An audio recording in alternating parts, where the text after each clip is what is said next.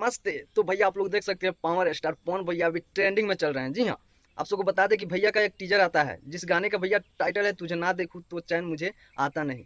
भैया इस गाने का टीजर भैया ट्रेंडिंग में कमाल कर रहा है। जी हाँ, आप लोग देख सकते हैं म्यूजिक सेक्शन में 15 नंबर पर ट्रेंड कर रहा है। जी हाँ, आप सबको बतला दे भैया कि ये गाना भी कल आने वाला है। तो आप सबको पूरा डिटेल से बताऊंगा इस वीडियो में। तो प्लीज़ मेरे वीडियो पर नए हैं तो वीडियो को लाइक और चैनल को सब्सक्राइब भैया जरूर कर लीजिएगा प्लीज़।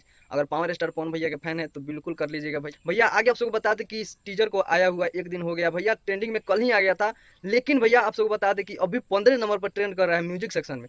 आगे आप सबको बता दें कि ये गाना कल आने वाला है। जी हाँ, कल टिप्स भोजपुरी से ये गाना आने वाला है। और भैया ये गाना आप सबको कल 11 बजे सुनने और देखने को मिल जाएगा टिप्स भोजपुरी पर। जी हाँ, आप सबको बता दें भैया कि इस गाने को गाए हैं पावर स्टार पवन भैया और उनके साथ में कल्पना जी। जी हाँ, जो उनकी लेडी सिंगर में बेहतरीन सिंगर माना जाता है किसी को तो वो है कल्पना जी।